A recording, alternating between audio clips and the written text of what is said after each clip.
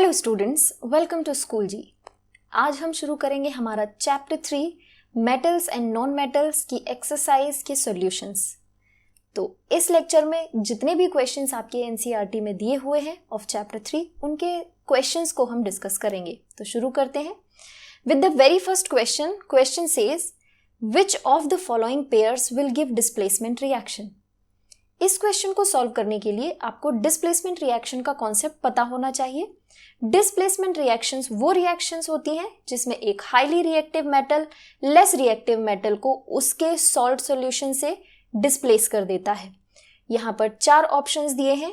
पहला, sodium chloride solution and copper metal, magnesium chloride solution and aluminium metal, ferrous sulphate solution and silver metal, silver nitrate solution and copper metal. इसके लिए reactivity series आपको याद होनी चाहिए। ये है हमारे मेटल्स जो रिएक्टिविटी सीरीज में प्लेस्ड है। सबसे ऊपर प्लेस किया गया मेटल सबसे ज्यादा रिएक्टिव है और ये ऑर्डर ऑफ रिएक्टिविटी डिक्रीज करता है as we move from top to bottom. तो यहां पर आप देख सकते हैं copper can not replace sodium from sodium chloride, तो ये गलत है। एल्यूमिनियम भी रिप्लेस नहीं कर सकता मैग्नीशियम को। सिमिलरली सिल्वर नहीं रिप्लेस करेगा आयरन को, लेकिन कॉपर, सिंस कॉपर यहां पर प्लेस्ड है और सिल्वर कॉपर से नीचे प्लेस्ड है, तो इसीलिए copper can replace silver from silver nitrate. Next question है which of the following method is suitable for preventing an iron frying pan from rusting. 4 options दिए गए हैं। Applying grease, applying paint, applying a coating of zinc and all of the above. इसमें सही option है option C which is applying a coating of zinc. आप iron को zinc की एक कोटिंग अप्लाई करके उसको रस्टिंग से बचा सकते हैं। Next question, an element reacts with oxygen to give a compound with a high melting point.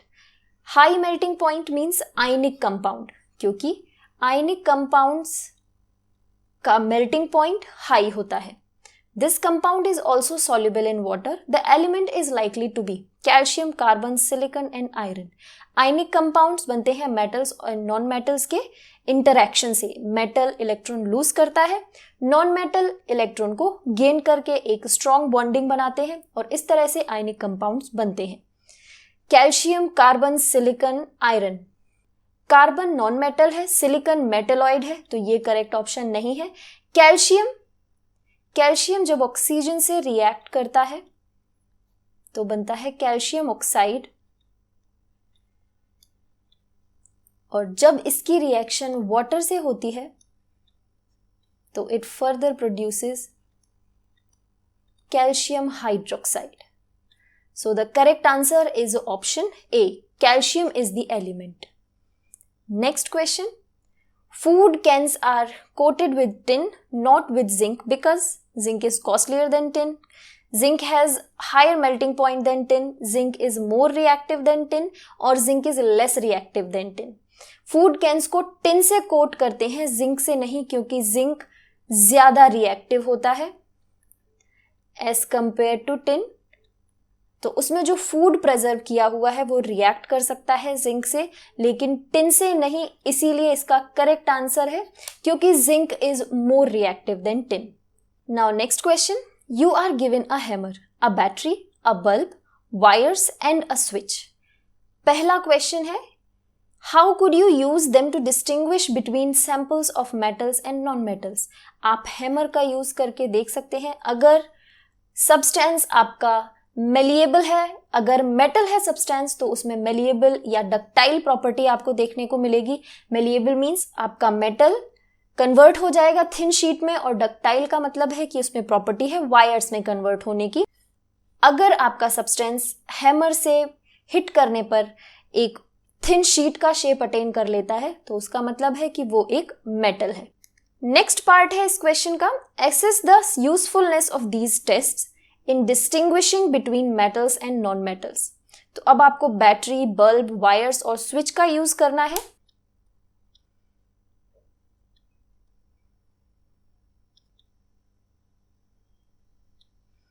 तो आप इस तरह से एक अरेंजमेंट बनाएंगे जिसमें स्विच वो ऑब्जेक्ट जिसकी प्रॉपर्टी आपको पता करनी है कि ये मेटल है या नॉन मेटल है, बैटरी और एक इलेक्ट्रिक बल्ब लगाएंगे। अगर आपका ऑब्जेक्ट मेटल है तो बल्ब ग्लो करेगा, और अगर ऑब्जेक्ट नॉन मेटल है तो बल्ब ग्लो नहीं करेगा, क्योंकि metals are the good conductor of electricity.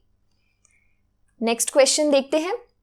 What are amphoteric oxides? Give 2 examples of amphoteric oxides. Amphoteric वो कंपाउंड्स होते हैं जो एसिडिक और बेसिक दोनों ही नेचर शो करते हैं, यानी कि वो एसिड से भी रिएक्ट करते हैं और बेस से भी रिएक्ट करते हैं। ऐसे कुछ एलिमेंट्स हैं जो एसिडिक और बेसिक दोनों ही प्रॉपर्टी शो करते हैं, उनके ऑक्साइड्स दोनों ही प्रॉपर्टी शो करते हैं, इसीलिए उनको एम्फोटेरिक ऑक्साइड्स कहा जाता है। For example zinc, aluminium, tin, lead. तो ये ऐसे एलिमेंट्स हैं जो एसिडिक और बेसिक दोनों ही ऑक्साइड्स बनाते हैं। Next question, name 2 metals which will displace hydrogen from dilute acids and 2 metals which will not. ऐसे कौन से मेटल्स हैं जो हाइड्रोजन को रिप्लेस कर देंगे? तो जो भी मेटल्स रिएक्टिविटी सीरीज में हाइड्रोजन के ऊपर प्लेस है, फॉर एग्जाम्पल सोडियम, पोटेशियम, ये दोनों ही रिप्लेस कर देंगे हाइड्रोजन को, क्योंकि इनकी रिएक्टिविटी हाइड्रोजन से ज्यादा है। और ऐसे मेटल्स जो हाइड्रोजन से नीचे प्लेस्ड हैं वो रिप्लेस नहीं कर पाएंगे हाइड्रोजन को।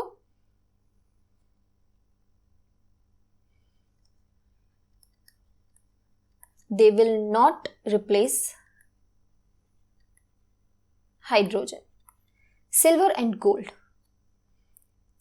Next question, in the electrolytic refining of metal M, what would you take as the anode, the cathode and the electrolyte? Electrolytic refining process होता है जो हमने मेटलर्जी में लेक्चर 2 में डिस्कस किया है डिटेल में। अगर आप डिटेल में जानना चाहते हैं तो आप लेक्चर 2 को ध्यान से जरूर देखें। In the electrolytic refining of metal M, anode, cathode and electrolyte, क्या लेंगे आप? तो एनोड इम्प्योर मेटल को एनोड की तरह यूज करते हैं, cathode thin strip of pure metal, और इलेक्ट्रोलाइट उस मेटल का वाटर सॉल्युबल सॉल्ट सोल्यूशन बनाते हैं और उसको इलेक्ट्रोलाइट की तरह यूज किया जाता है। The next question is, Pratyush took sulfur powder on a spatula and heated it. He collected the gas evolved by inverting a test tube over it, as shown in figure. ये gas को collect किया है। अब कुछ observations हमें पता करनी है। What will be the action of gas on dry litmus paper and on the moist litmus paper? Dry litmus paper, litmus paper dry है। लिटमस पेपर पर एक्शन करके हम पता करते हैं सब्सटेंस का नेचर, चाहे वो गैस हो या लिक्विड हो। एसिड चेंज कर देते हैं ब्लू लिटमस को रेड में, और बेस चेंज करते हैं कलर रेड टू ब्लू में। तो इस तरह से कलर चेंज के तरह से आपको पता चल जाता है कि सब्सटेंस का नेचर क्या है। यहां पर ड्राई लिटमस पेपर है, पेपर ड्राई है, और जो सल्फर जब एक्ट कर रहा है ऑक्सीजन के साथ तो गैस बनी है sulphur dioxide which is neutral in nature, तो नो कलर चेंज, कोई कलर चेंज नहीं होगा। Moist litmus paper, since paper अब मॉइस्ट है और जो गैस है आपकी सल्फर डाइऑक्साइड वो रिएक्ट करेगी वाटर के साथ और बनेगा सल्फ्यूरस एसिड। एसिड के केस में कलर चेंज होगा, ब्लू लिटमस पेपर का कलर चेंज हो जाएगा रेड में, ब्लू टू रेड कन्वर्जन होगा। नेक्स्ट पार्ट है right a balanced chemical equation for the reaction taking place. तो सबसे पहले sulphur when reacts with oxygen it forms sulphur dioxide. Sulphur powder solid state में है, ऑक्सीजन गैसियस स्टेट में है, sulphur dioxide की गैस फॉर्म होगी यहां पर सॉलिड। सल्फर डाइऑक्साइड जो गैसियस स्टेट में है when it reacts with the water तो बनेगा sulphurous acid which is aqueous in nature. तो दिस इज द रिएक्शन जो टेक प्लेस होंगी, जो परफॉर्म होंगी आपकी इस एक्सपेरिमेंट में। Next question, state 2 ways to prevent the rusting of iron. हमारे घर में जो आयरन आप देखते हैं, अगर आप उसको काउंटर पर छोड़ देंगे, मॉइस्चर की प्रेजेंस में छोड़ देंगे, तो उस पर रस्टिंग हो जाती है, जंग लग जाती है। उसको प्रिवेंट करने के लिए आप उसको ऑयल से कोट कर सकते हैं, जंग से बचाने के लिए आप ऑयल कोटिंग कर सकते हैं। पेंट का यूज कर सकते हैं, पेंटिंग से भी आयरन जंग से बच जाता है, लेकिन पेंट अक्राइलिक पेंट होना चाहिए, वाटर सॉल्युबल पेंट नहीं होना चाहिए, अदरवाइज वाटर अगेन रिएक्ट करेगा, मॉइस्चर जो है वो रिएक्ट करेगी आयरन के साथ। या आप गैल्वेनाइजेशन, जिसमें आप मेटल को जिंक की एक कोटिंग देते हैं, जिससे कि वो प्रिवेंशन होता है रस्टिंग से।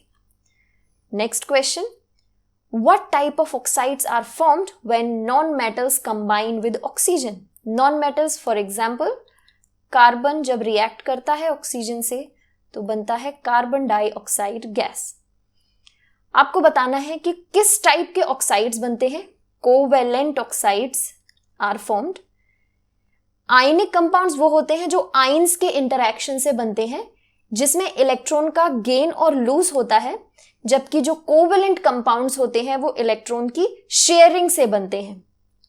तो non metal oxides are covalent oxides and also they are acidic in nature. अगर आप फर्दर कार्बन डाइऑक्साइड को वाटर से ट्रीट कराएंगे, then the product will be carbonic acid. ये आपका carbonic acid will form. Next question, give reasons. आपको 4 statement दिए गए हैं, सबके रीजंस बताने हैं। Platinum, gold and silver are use to make jewellery.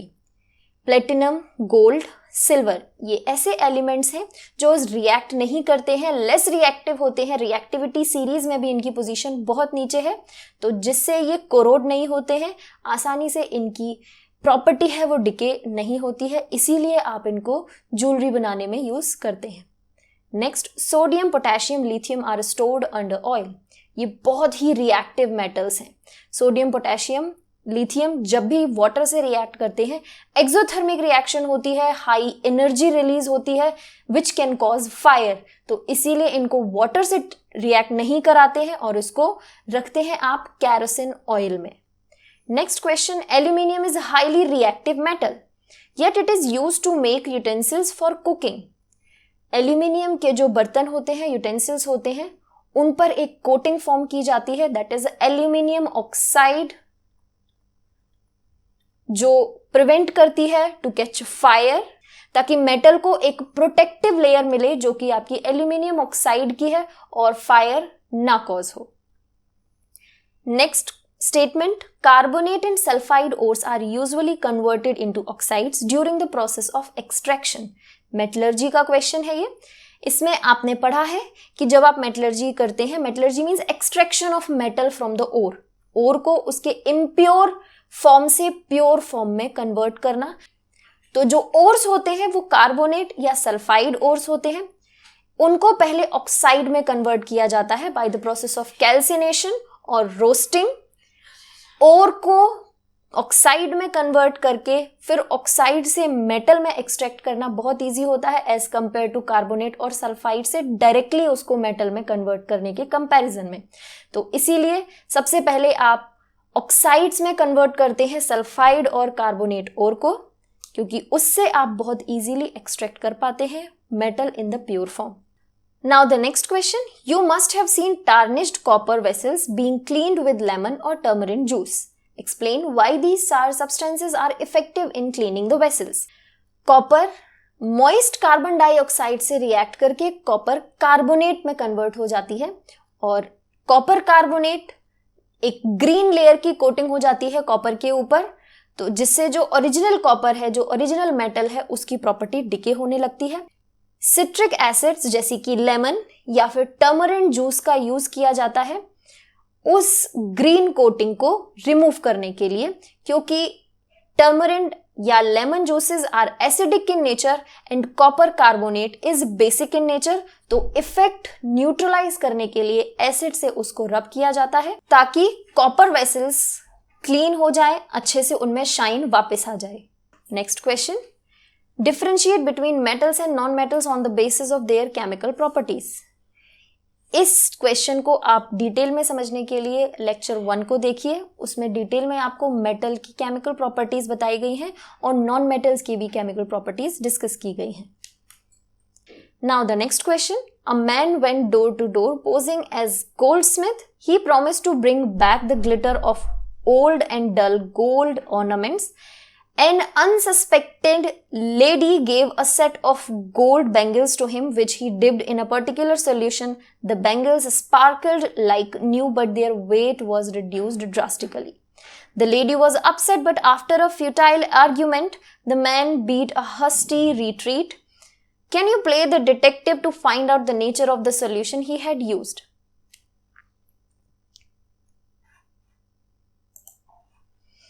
Basically जो उस मैन ने यूज किया है that is aqua regia. Aqua regia is the combination of nitric acid and hydrochloric acid in the ratio 1:3. This is the combination. ये combination है जो आपका aqua regia कहा जाता है, जिसमें आपका नाइट्रिक एसिड और हाइड्रोक्लोरिक एसिड 1:3 रेशियो में कंबाइन होता है. जब भी आप इस सॉल्यूशन में गोल्ड ज्वेलरी को डिप करेंगे तो आउटर लेयर गोल्ड की डिसॉल्व हो जाती है उस सॉल्यूशन में और एक नई शाइनी लेयर दिखाई देती है, लेकिन वेट उस गोल्ड ज्वेलरी का डिके हो जाता है, कम हो जाता है. नेक्स्ट क्वेश्चन है, give reasons why copper is used to make hot water tanks not steel which is an alloy of iron. Copper react नहीं करता है कोल्ड वाटर के साथ, हॉट वाटर के साथ और स्टीम के साथ, जबकि आयरन रिएक्ट करता है स्टीम के साथ. अगर वाटर टैंक्स स्टील के बने होंगे which is an iron alloy, तो आयरन रिएक्ट करेगा स्टीम के साथ और बनेगा फेरोसोफेरिक ऑक्साइड. रिएक्शन होगी iron plus water gives out hydrogen and ferrosoferric oxide. तो this reaction will take place. इसीलिए जो वाटर टैंक्स होते हैं उनको कॉपर से बनाया जाता है, स्टील से नहीं, क्योंकि ये एक आयरन का अलॉय है. कॉपर रिएक्ट नहीं करता है कोल्ड वाटर, हॉट वाटर या स्टीम के साथ. सो ये थे सारे के सारे क्वेश्चंस एक्सरसाइज के जो आपके metals and non metals chapter में गिवन है. अब हम आपसे मिलेंगे नेक्स्ट चैप्टर के डिस्कशन के साथ.